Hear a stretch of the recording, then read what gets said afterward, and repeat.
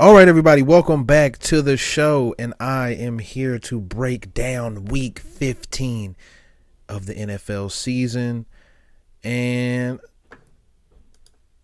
not a great week, not a great week of football, wasn't it? It was a lot of blowouts, a lot of weird games. You know, let's just dive straight into it. Where should we start? I feel like let's just start here. The Ravens beat the Jaguars 23-7 in a game that wasn't as close as even the final score kind of felt like. It just didn't feel like a close game. Mostly because the Jags just couldn't really get anything going. It's been the same thing all year. I've talked about it over and over again for the Jags. They just can't seem to keep drives alive. The third down is really killing them. 3 for 13 on third down this game. Missed field goals kept this game from really giving them a chance to stay in the game and actually be able to be more competitive. Run the ball like they couldn't run the ball at all because they were down 2 scores for so long. Those 2 field goals, that hurt. Yeah, like that was definitely a big part of that. Because if I remember correctly, the 2 field goals makes it 6-10 going into halftime, and they probably feel a lot better about their situation if you're down 4 as opposed to down 10. And then it doesn't help that Lamar Jackson just did Lamar stuff, but let's stay on the Jags real quick. So basically, the Jags, I don't even recall whether I had them a pretender or a contender, but at this point, I feel like it's pretty safe to say that they are not a real contending team. You can't not convert third downs. Right, they went 2 for 3 on fourth downs, but that's a totally separate thing. That's desperation. But you can't in the most critical moments of your drives just not get it done.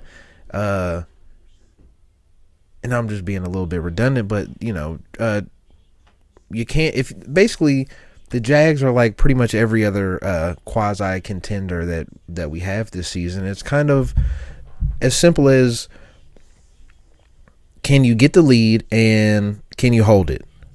And for most of the good teams, there's very few teams right now that feel like if they get down 14 or whatever it happens to be, that they actually have like a real legitimate chance to come back, or you feel good about them coming back. Like, we just haven't really seen that a lot. But the Jags are in that boat. Like, if they can get a good lead, if they can consistently have the ability to run the ball, then they have a chance. They have a chance in every game because you have Trevor Lawrence, you got a solid O-line, you got a younger-ish defense that's kind of, I guess, starting to come on. Holding in a game like this, you hold Baltimore to 23.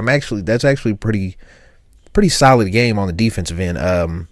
Trayvon Walker's showing up now. You got Trayvon Walker and Josh Allen as your caps on the end of the D-line. That's solid. They should be playing better than this, but Trevor Lawrence, missteps, third downs. You had the weird thing at half where you don't clock the ball and you throw it and your receiver can't get out of bounds, and all of a sudden you're just going into halftime still down 10 to, what is it?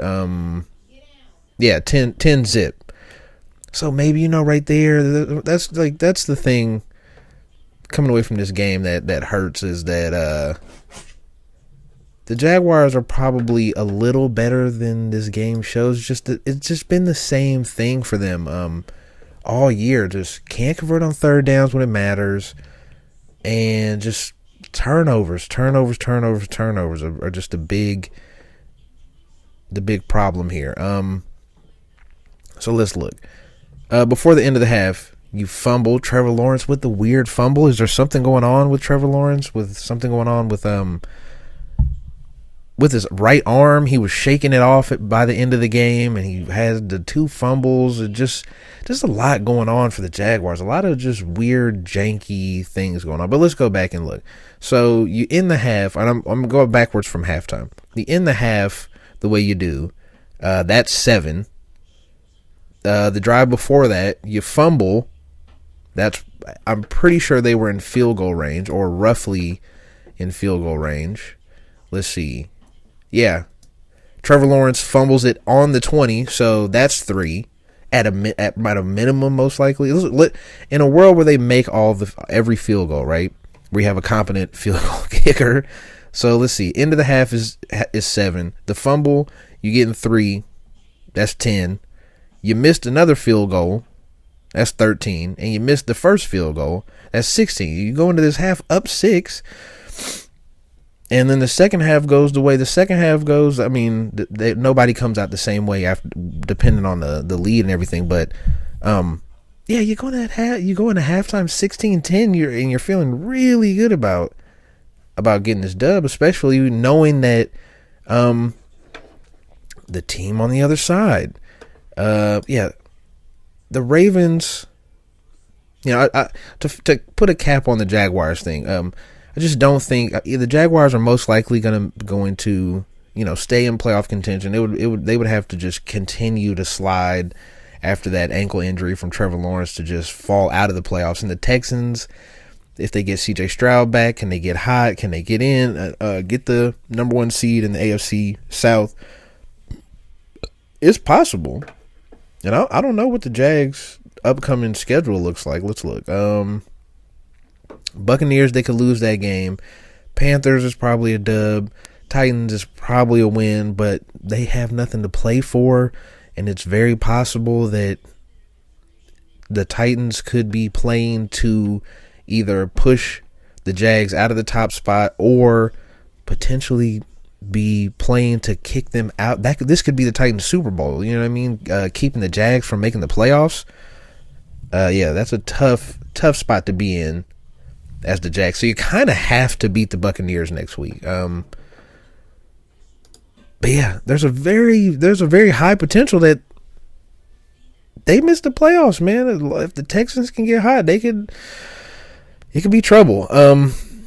Yeah, let's go to the other side of the ball. The Ravens. I've been, a lot of people, rightfully so, have been looking at the Ravens like this is the best team in the AFC probably. And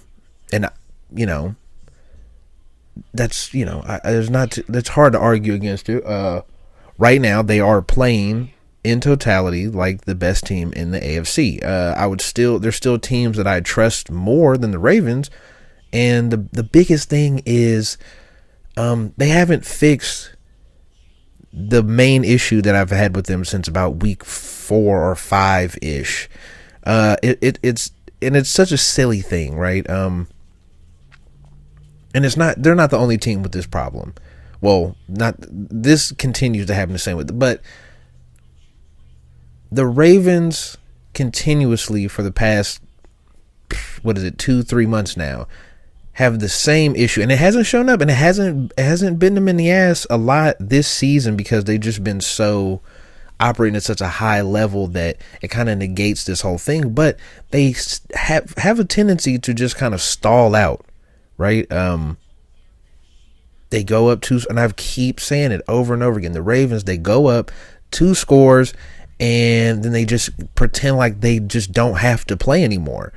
And against a good team, against a team like the Bills, the Chiefs, the Texans, a scrappy team with a good quarterback, good weapons, but a quarterback that has been there, done that, and has the ability and the wherewithal and everything to actually be able to make the plays and mount a comeback against a good defense.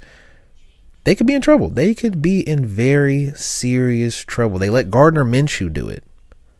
I mean, that should, as good as Gardner Minshew's been playing this year, I don't think anybody looks at Gardner Minshew like he's just some all-time quarterback that has this super high skill level to be able to mount comebacks easily. So, but let me fix the mic one more time.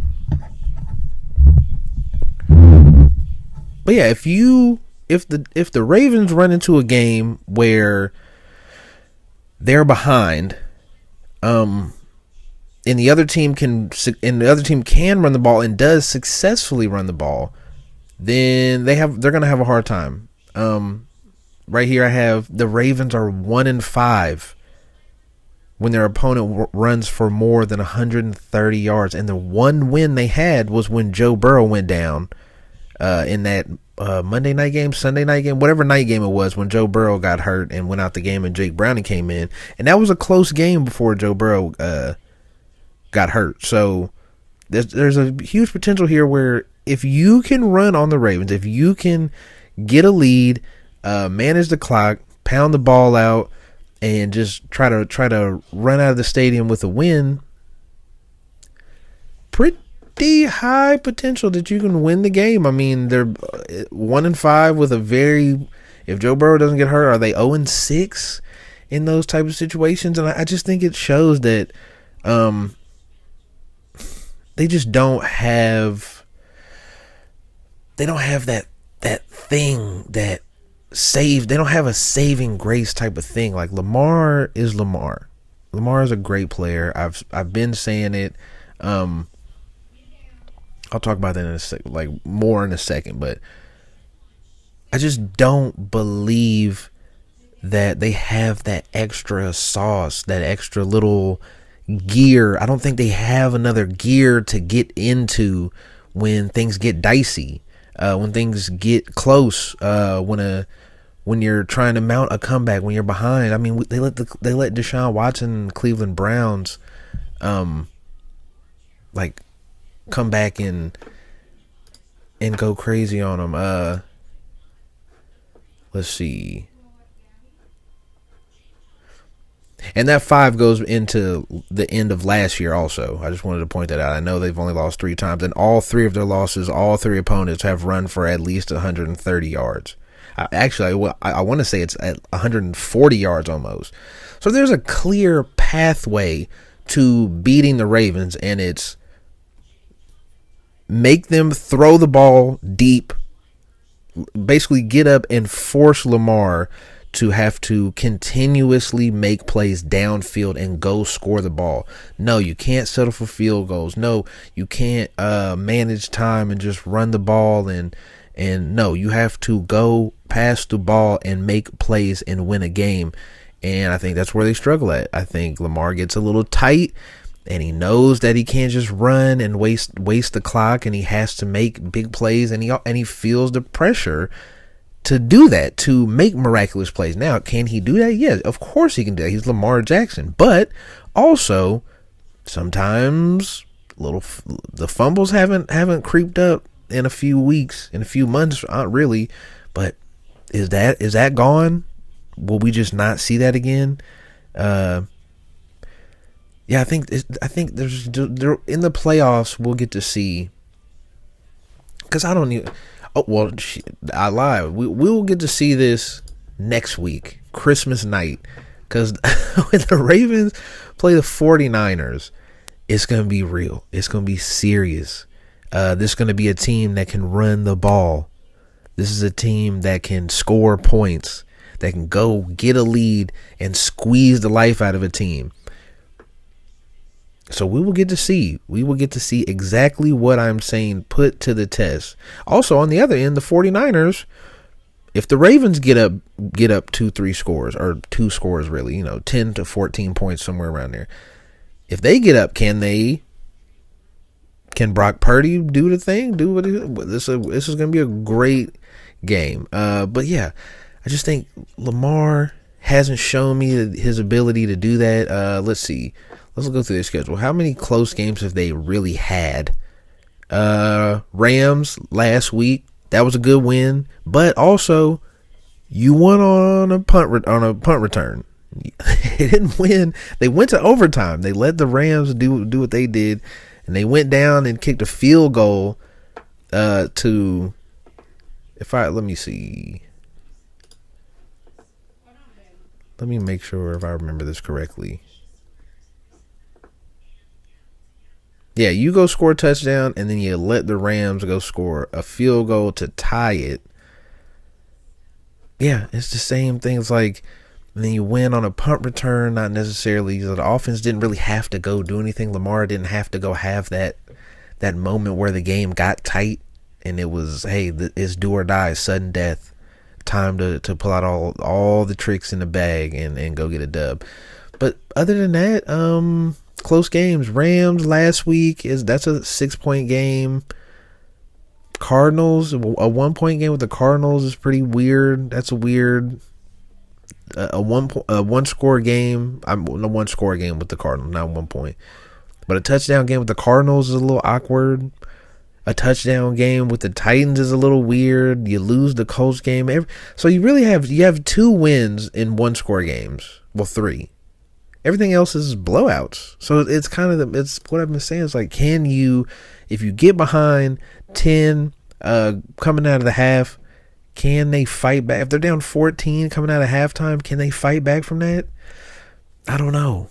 And that question, the question that I have, also kind of leads me to my next point about the Ravens is all of a sudden the talk for 2-3 weeks now, it's been longer than that, never mind, but the is Lamar the MVP thing creeping back in to the sports talk space is, no, guys, come on now. Well, if Lamar ends with, well, how many touchdowns does the guy have? Like it's not great, you know what I mean? Like, let's see how many total touchdowns does Lamar have. He's got 17 passing, and so he's got 22 touchdowns.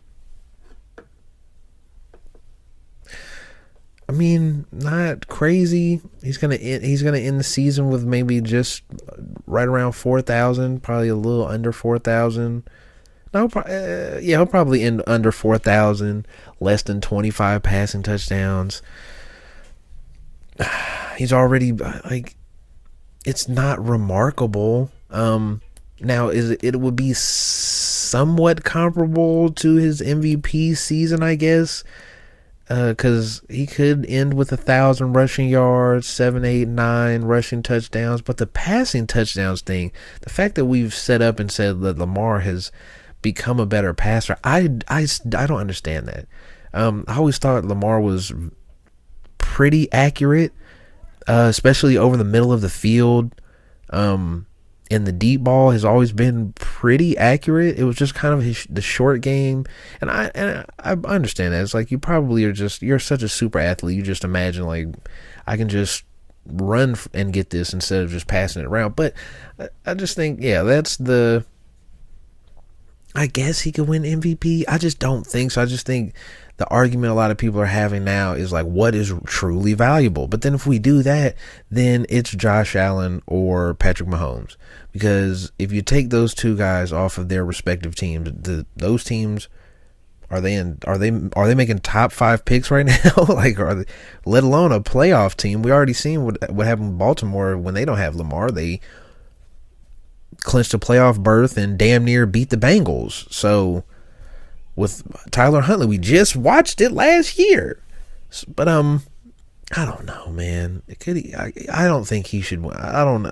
Can we just like, this year is just one of them years where we just need to figure something out with this MVP thing, because unless somebody just comes on and has 3 straight 400-yard games with 4 or 5 touchdowns in each game, no interceptions, and just blows their stats up to such a ridiculous amount, that if we don't do that, then we're just giving the MVP. We're just doing the Steve Nash thing where you give the MVP to the best guy on the best team.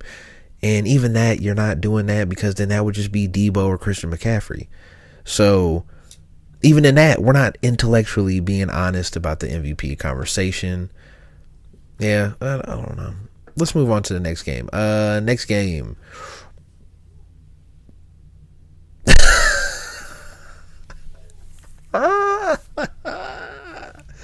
The Bills beat the Cowboys 31-10.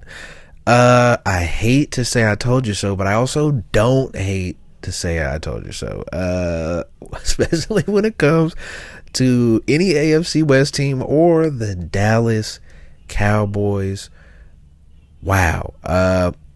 Let's just start with the Cowboys. The Cowboys have two compounding issues that fit like the shittiest glove possible. A quarterback that plays scared and essentially is just almost a non-factor if they don't have a lead.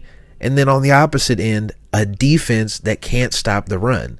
So an offense that can't stay on the field and a defense that can't get off the field when they're behind. It's just like, that's why they get blown out in these losses, is because Dak just becomes nothing when they're down and they need somebody to have heroic play and like do something and drag this team out of the mud, a la Josh Allen, a la Patrick Mahomes, a la a Joe Burrow, or even a Justin Herbert. We've seen do it. These top tier guys where we've seen them mount comebacks and drag teams from 2-score deficits. That's not Dak. I've been saying it. He is a game manager. It's just gonna get worse. We're gonna be talking about this in the summer. Should Dak get a new contract? Blah blah blah blah blah. I've said it. No, you don't re-sign Dak. You figure it out. He's got you have till 2020. Oh, excuse me. You have until 2025 to figure out what to do with the quarterback situation, whether it be drafting somebody in the first 2 rounds or maybe you rely on Trey Lance, whatever it is. This game and all the other losses this season are just perfect examples of why Dak is not that guy. That MVP conversation with Dak lasted all of 5 days, and I'm sure for Cowboys fans it was really nice. You beat the Eagles. You have these. Dak has some big moments, and now it's all dead because you can't come back. And then everybody's talking about the road wins and all this. It's not that. It's not that they can't win on the road. I think the Cowboys are fully competent to be able to in winning on the road. I don't think that's the issue. I think the issue is they have the same. It's the same thing. A lot of these good teams have this same issue this year, is that if you are down 2 scores, do you have the quarterback who can drag you back? Now, the Cowboys, on the Ravens end, they have the defense that I am not totally worried that they can't stop the opposing team from hitting that 130-yard threshold. They're perfectly capable of doing that. The Cowboys, on the other hand, this has been a red flag issue for a couple of years now with the Cowboys, is the lack of size in the second level in their linebacking unit, and just playing downhill on runs. They just don't. They want to get a lead, and those guys up front, Michael Parsons especially, be able to just pin their ears back and go attack the quarterback. And if they can't do that, they don't really have the hogs up front to fight against a team that can just pound the rock. And the Bills aren't even really a team that can pound the rock like that. Like, that's the craziest part. Is like, I know James Cook, since Joe Brady took over, has been cooking, to say the least. But like, the Bills' offensive line, are they really that good? Are they just a punishing offensive line that just takes over games? No. Is James Cook just an all-worldly running back? Maybe he's emerging into that, but he hasn't been up to this point. So it's like, the Cowboys have a lot of issues. I always say it, at the worst possible time, they're gonna do the worst possible thing, and this is it. I said Dak is your MVP as long as he doesn't shit his pants. And what does he go do? Shits his pants on command, on cue, right on time. Could this maybe help them tighten up and get hot for a playoff run? Sure, that's possible. That's very possible. I still think this is a good, solid team all around. But your two main issues are just like peanut butter and jelly. You know what I mean? Like they are just a perfect fit of games like this. Of games like if the 49ers have a good game, if the Lions have a good game, if even like the Packers, like a team like that, or the Buccaneers, if they can just get a lead and just let Rachaad White, like there's a lot of teams in the league right now that could take advantage of this issue that the Cowboys have. And I don't know what else I'm supposed to say about them. I've seen this coming. I can see it coming a mile away. Like that's the big issue with a lot of these good top teams right now is what happens if you don't just get a 20-point lead. What happens when you have to face real adversity? Excuse me. What do you do? The Cowboys, apparently, it's just fall asleep. Just go home. Just go home back to Dallas and take your lump. And then next week, they play the Dolphins. Oh, can the Dolphins put up 200 yards rushing? Yeah. Probably one of the best rushing teams in the league. We seen what they did to the Broncos. Are the Broncos? Let's look this up.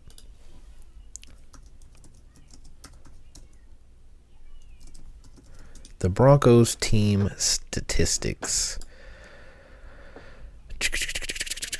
for 2023, of course, that's what their league ranking in rush defense is 22, 32, dead last for yards, 22nd for touchdowns, and 32nd for yards per attempt. And let's go with the Cowboys, because if I remember correctly, the Cowboys are floating right around 20. So it's not like it's a far-fetched idea. Let's see. Attempts 19, yards 19, touchdowns 19, yards per attempt 18. So they don't give up as many explosive, those stats would tell me they don't give up as many explosive runs as the Broncos. And I would love to see what those rankings are if you just made that Dolphins game a league average game, where they would rank rushing wise. But all of that says you're primed for a tough day. And don't like, then you add in the fact that you have to take care of Waddle and Tyreek, and you're in for a tough night. The upside is the Dolphins defense is soft. So can you come out? Could the Cowboys be upset at this loss to the Bills and just come out and punch them in the mouth? Yeah, that is definitely a possibility.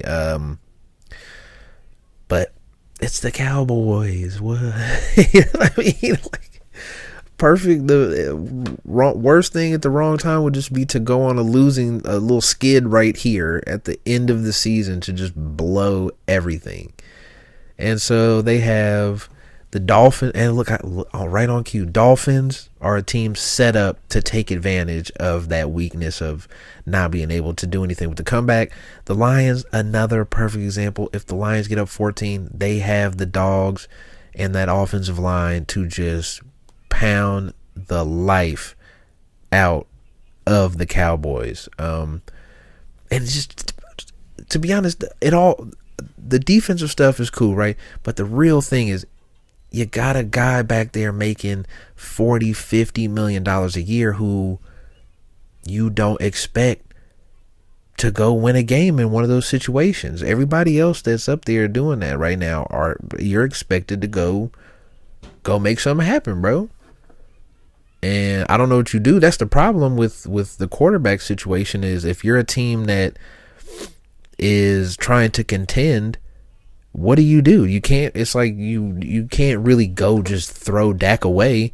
But then also, like we talked about on the pod last week, is like, okay, so you got to pay 2025, you got to pay Dak, you got to pay Micah, you got to pay your two Hall of Fame linemen, Zach Martin and Tyron Smith. You got to pay Micah, you got to pay CeeDee Lamb, you got to pay all the ancillary pieces around those guys also, or do you just flip them and try to draft well? Like, basically, the Cowboys, the next 4 or 5 years are extremely dependent on them hitting the ball out of the park when it comes to the draft. The next 2 draft, well, really, this upcoming 2024 draft, they have to hit that out of the park perfect to really kind of get out of this a little bit clean and keep Dak and continue to contend, or you're going to have you're going to have 60% of your salary cap tied up in 5-6 guys. That's where you at. You better pray that Trey Lance is good.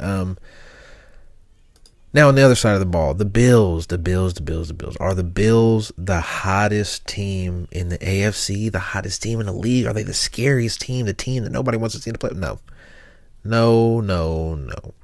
Because we don't get to do this. I've said it. I might not have said it on here 1,000 times. You don't get to do this thing where you simultaneously say the Chiefs are broken, the offense is dead, Patrick Mahomes is broken, like they're done for, like they don't have the weapons, they're a bad team, and then also turn around and say, but because the Bills beat the Chiefs, they're the hottest team in the AFC.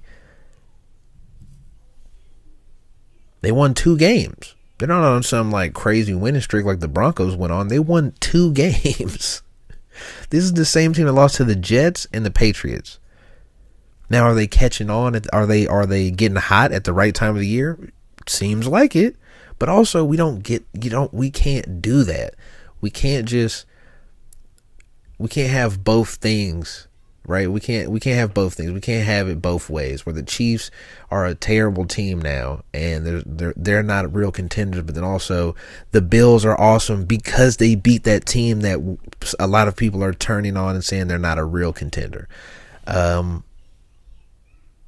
This is what the Bills do. They're up and down, and they win these 2 games against 2 good teams, and they could very easily lose 2 more games and just be completely out of the playoffs. That's not out of like that. Well, that wouldn't be the craziest thing in the world. Like, there's no way we would have thought they lost to the Patriots at the time or the Jets opening night. No way, especially with Aaron Rodgers going down in that Jets game.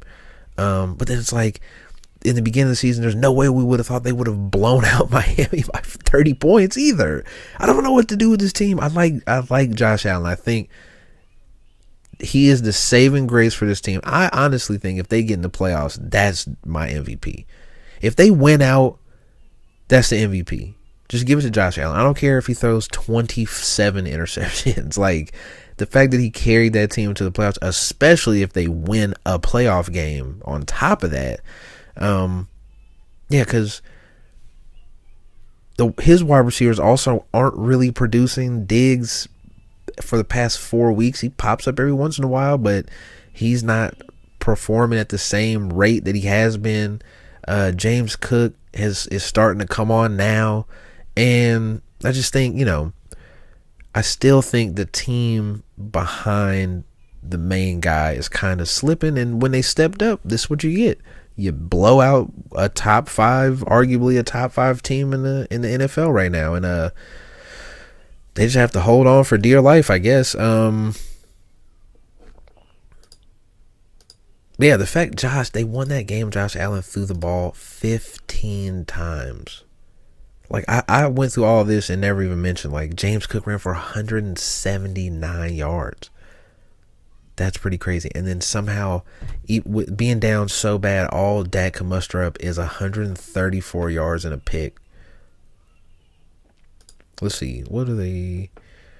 Third down, 5 for 13. So they weren't bad on third down. It's just couldn't get it done. Time of possession was 24 minutes to 35 minutes. That's pretty bad. 5 penalties and a turnover, and the game's over. Well, Dak's pick was late, though, wasn't it? Yeah, Dak's pick was already down 30, so I'm not going to penalize him on that pick. But the guy plays scared. Put somebody else in there, man, or this is going to be a sad crash out for the Dallas Cowboys. I mean, not put him in there right now, but they need to figure something else out for the future. Let's get to the boys. The Kansas City Chiefs beat the Patriots 27-17, and this game was more of a blowout than the score would indicate. Because you factor in 2 picks from Mahomes, and they kneel the ball out with almost 3.5 minutes left. They just take knees and give it back to the Patriots on their own 10 yard line, 15 yard line. Yeah, Pat was great. I mean, this was a good game. Like this was a good, solid game from the offense, from the Chiefs. On the defensive end, the Chiefs, you know, I don't want to say they struggled a little bit, because they basically held 5 teams straight to around 17 or 20 points. Let's see.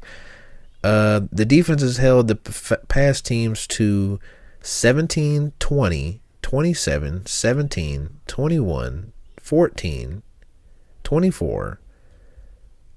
Yeah, it's like they've got scored on more than they've only had 30 put on one time. No, never. Excuse me.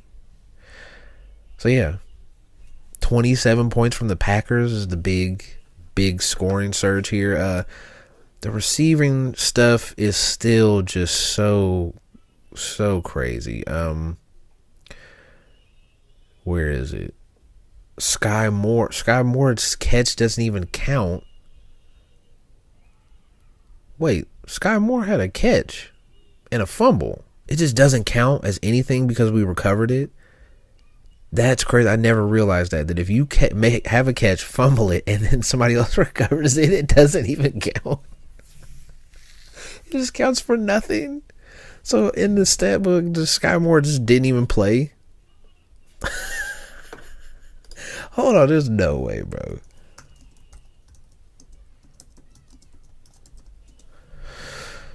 There's no way, bro.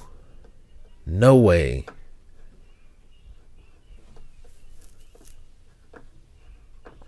Sky Moore. No, I refuse to believe this. He had just nothing.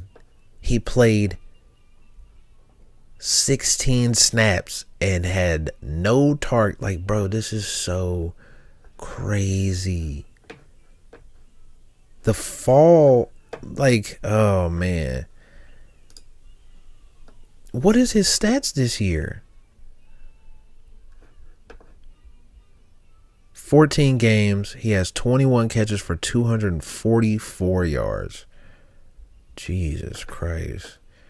But yeah, so let's see. The receiving thing is still just crazy. The fact that Rashee Rice, 9 targets, 9 catches, 90 yards, and a touchdown. Had another fumble though. See, this is the problem. Is what is the score? What does this game look like if the receivers just don't have all these glaring major issues? Because that's what this game really showed. Like Kadarius Toney, where's his stats? 2 catches for 5 yards, but he has the drop that turns into an interception because he bobbles it, pops it in the air, and it's an interception. Sky Moore has a catch and a fumble. Rashee Rice goes crazy, but he fumbles pretty much every single game. And then you have a no-show Travis Kelce game where he was just a non-factor. And still squeeze out the win because Clyde Edwards-Helaire has a big screen pass and takes it in and has a crazy catch in the end zone. Yeah, it's just a weird game. So wait, where did the other touchdown come from? I don't even remember. That's sad.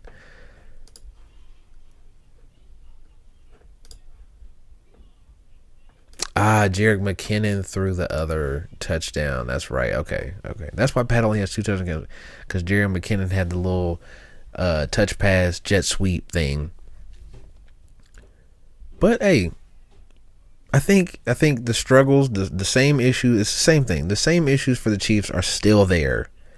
They didn't fix them. They fixed how they operate the offense was slightly different, so it looked a little better. A heavy reliance on Rashee Rice, and I guess they kind of tried to run the ball a little bit. Clyde was okay. I mean, when Pacheco comes back, I think it'll be a lot better.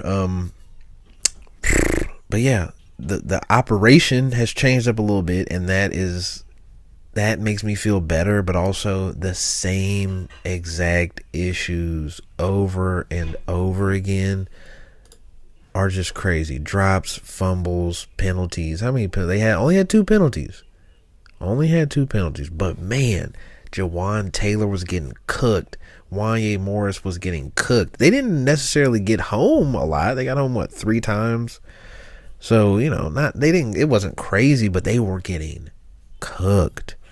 And I think can they get hot and make a run? Sure, but the wide receiver issues they're just gonna have to have timely moments where it doesn't happen for that to be a reality. And right now it just kind of feels like, they'll get to the AFC Championship game again and something crazy will happen. It'll be a tip pass for an interception and a touchdown in the fourth quarter to end the game. Some weird stuff like that. But overall, good solid dub. Let's move on and let's kind of rapid fire the rest of these games and get out of here with a quick pod. Baker Mayfield, oh man, beat the Packers and had a perfect passer rating. The only time that's ever happened since the stat was kept in Lambeau Field. He went crazy. Baker Mayfield went crazy. 381 for 4 touchdowns. Rachaad White finally, they're getting a little more out of Rachaad White. I was saying it earlier in the season, like, wait, why is this guy not getting touches? Like, what's going on here? Still, Jordan Love still played really good. Just the defense couldn't put a lid on Baker, man. Any weird stats that stand out? No, not really. Just Baker lost his mind, and there was nothing they could do with that. Let's see. Let's start back at the top. Lions blow out the Broncos. That was sad. The Colts just completely putting a whooping on the Steelers. That game wasn't even really competitive at all, especially in the second half. Steelers with Kenny Pickett already was not great, and now we're just seeing this issue get worse and worse with Mitch Trubisky out there. The Bengals with just Jake Browning squeeze out a win against Nick Mullins. That game was hard to watch. On Saturday, Bears Browns 20-17. Ooh. You lose a game where Joe Flacco throws 3 interceptions and a Hail Mary bounces out of a guy's hands at the last second of the game. That's a tough loss for the Bears. Bears don't really need to rack up or collect any wins here, but that's still pretty demoralizing. Like, the defense showed out, and so did the Browns defense, really. That's what it's really about. I mean, the charade that Justin Fields is just a good quarterback, come on now. He had a good couple weeks, and we got to stop doing this. 2 or 3 weeks does not determine how good a guy is. Guys have stretches like that all the time. Can you maintain a successful operation for weeks, for 6, 7, 8 weeks? Like this 2, 3, like look at Josh Dobbs is gone. We all thought like, oh, look at all these teams are stupid for not picking up Josh Dobbs, and he's gone already. Like, he might as well not even be in the league anymore. They didn't started 2 separate quarterbacks. They have a third quarterback that they'd probably start over. No, he's hurt. But yeah, like, he's the third string quarterback in for the Vikings right now. Sad. Like, it's just crazy. But Joe Flacco throws 3 picks. Everybody thinks he's done, and then he mounts a game-winning comeback. But it's the Bears, so tough. It's crazy. Browns 7-1 at home. Joe Flacco don't lose in Cleveland. Let's see. Texans Titans. The Texans sneak out an overtime win. That's right. They almost had a tie.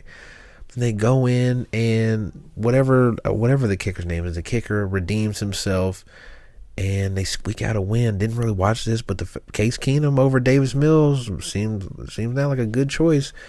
Will Levis, still solid game. Not bad, not good, just solid, and that's all you need. That's all you need him to do. Devin Singletary putting the team on his back till C.J. Stroud can think properly again after he got rattled. Yeah, that was good win for the Texans. They need it, especially now with the Jags lost, where they tied both 8-6. They're 1-1 against each other. Little Texans win the AFC South. Who knows? Jets. The Dolphins beat the Jets 30-0. Nothing to talk about. Zach Wilson is trash. No more Aaron Rodgers. We don't have to talk about Aaron Rodgers ever again for the rest of the season, except week 18 when he decides, when they clear him and he plays and he shows, I could have played in the playoffs if we just made it to the playoffs. But who cares? Saints beat the Giants 24-6. The Giants were due for one of these, and the Saints gave it to them. Saints still trying to hold on, still trying to get in there and win that AFC or NFC South. Just the worst, most pitiful division in football. Yeah, they're still clinging on, but the Buccaneers are number one because they have a win over them and they play, I think, to end the season. But yeah, speaking of the NFC South being the worst team in worst division in the league, the Panthers beat the Falcons in a weird rain game 9-7 with a walk-off field goal. That hurts to be the Falcons and lose that game and basically get knocked out of playoff contention essentially at 6-8. You're kind of done, I guess, unless every NFC team loses and you win out. It just doesn't seem realistic. Actually, I wonder, let me look at the playoff picture. Are they still in it technically? Like just statistically? Because it's like they're done. After that, you lose to the worst team in the league, you're done for. And they are still in contention. They're actually 10 at 6-8. I guess everybody else is 6-8 too. So I guess that's why. NFC is just crazy. But yeah, Rams beat the Commanders. It's 20-18, but the Commanders scored 13 of their points in the fourth quarter, and it wasn't as close as the score would say. Stafford and those guys still balling. Seeing Cooper Kupp out there going crazy again. Kyron Williams 152 on 27 carries. They just tried to ice the game and they came out with the dub. Meanwhile, Washington, I don't know what they're doing. I don't know what they're supposed to do. New coach, I don't know what's going on there. Eric Bieniemy, I don't know what's going to happen to Eric Bieniemy. If Ron Rivera's fired, do they move him up? Do they go get Belichick? What do they do? I don't know, but that'll be a fun little storyline to watch in the summertime. 49ers beat the Cardinals 45-29. Just a whooping. Just a straight up whooping. And your most likely MVP, Brock Purdy, just gets carried again. Christian McCaffrey with 190 yards from scrimmage and 3 touchdowns. And somehow Brock Purdy is the reason they won the game in a lot of people's mind. I don't understand it. I won't understand it. And I refuse to acknowledge Brock Purdy as the MVP. So even if he wins, I'm not doing it. Kurt Warner, we're not doing this. We should be past this. We should be past looking at the award like this of just the best quarterback on the best team wins. That's stupid. That's not MVP. Okay, we got to stop. But yeah, that wraps it up because Eagles Seahawks is right now. So that's it. I hope you guys enjoyed the show, and I will be back to preview week 16 in the NFL on Thursday. I almost got it wrong, almost said the wrong day, but on Thursday so I hope you enjoy. You know what to do. Subscribe to the YouTube. Follow me on Instagram, TikTok, Twitter. All of it is Carver2X. Shoot me a follow. It'll help. Leave a comment on what you think about any of the topics or teams or takes. If you think I'm terribly wrong, leave it in the comments. If you think I'm completely right, leave it in the comments. Either way, leave a comment, subscribe, like the video, and I hope you enjoy. I will see you next time.